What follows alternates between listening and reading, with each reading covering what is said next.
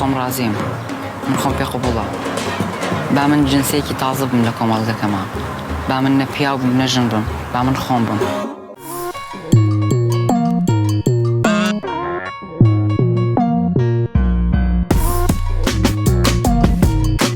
Je m'appelle Diako Yazdani, je suis réfugié politique en France depuis 2011. Je suis kurde iranien. J'ai réalisé un film au Kurdistan irakien sur un personnage homosexuel qui vivait à Soleimani au Kurdistan irakien.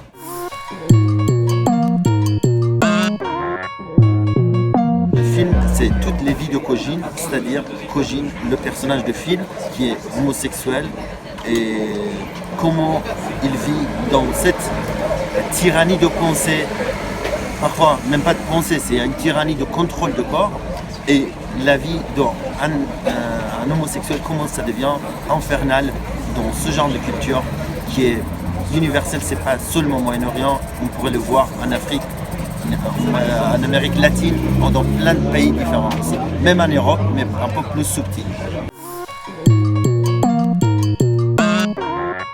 Chacun on a plusieurs vies, plusieurs étapes, mais Kojin, plus il avait une vie qu'il était caché, il n'avait pas une vraie vie. À la fois, il avait une vitalité en cachette quand il était au Kurdistan irakien. Mais il vivait une homophobie assez violente là-bas. Et c'était l'infernal pour lui. Deuxième vie qu'il avait, c'était exil quand il arrive en Allemagne. Et ça fait 2 ans et demi encore, il est sans papier, il est dans un camp de réfugiés. Et il est bienvenu nulle part. Et ce qui est intéressant dans le côté, quand ils arrivent en Allemagne, le film, ce parti-là, c'est critique contre tous les blablabla des droits de l'homme en Europe.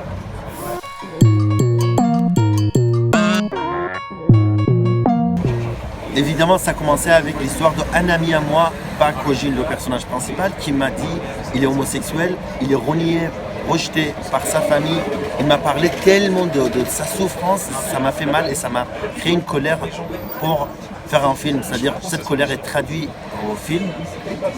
Et la communauté LGBT, oui, c'est l'infernal. C'est aussi quand j'ai commencé à creuser le sujet, je me suis dit en fait, nous, en tant que Kurdes, on était traités comme LGBT, mais nous, en fait, on est en train de reproduire cette mentalité et on traite notre propre LGBT comme ce qu'ils nous ont fait en tant que Kurdes.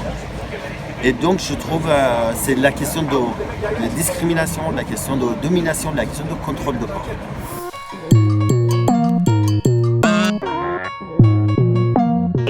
En fait, la culture où je viens, dans laquelle j'ai grandi, c'est une culture, on ne parle pas de sexe, en général c'est tabou. Et imaginons un rapport sexuel entre le même sexe, c'est tabou chez tabou.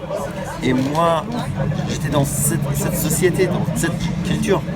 En plus, comme j'ai dit, j'étais croyant, j'étais prof de Coran. Et il y a une mythe de Lot dans le Coran, qui est dans la Bible aussi pareil, Lot, Sodome et Gomorrhe.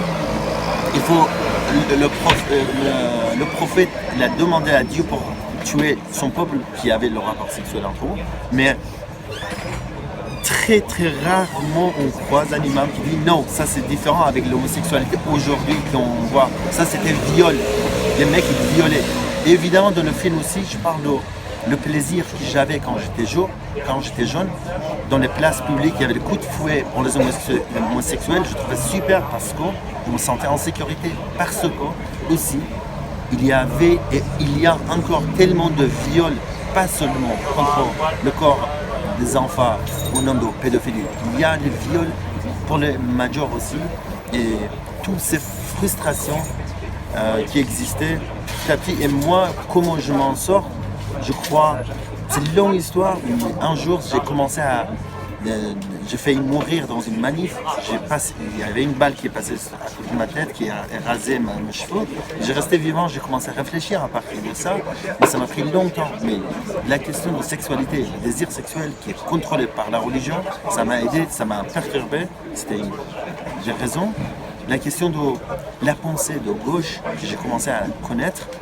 Parce que dans la religion aussi, je pensais on va au paradis devant la justice de Dieu, mais petit à petit, j'avais besoin de la justice dans ce monde grâce à la pensée de gauche. je voulais chercher cette justice.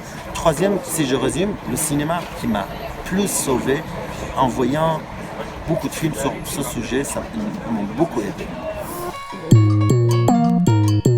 Et ce qui m'a intéressé, souvent les gens ils parlent de la question de contrôle du corps, la question de patriarcat, la question de masculinité qui essaie de contrôler le corps.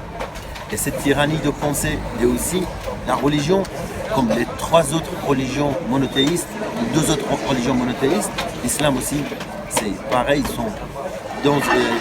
ils étaient créés, les trois religions monothéistes, ils étaient créés par une mentalité, une masculinité et patriarcat, et qui, les gens non croyants, j'ai vu, qui sont purement contre l'homosexualité. J'ai vu aussi les imams qui n'étaient pas dans la masculinité, ils étaient contre, mais au moins le dialogue était possible.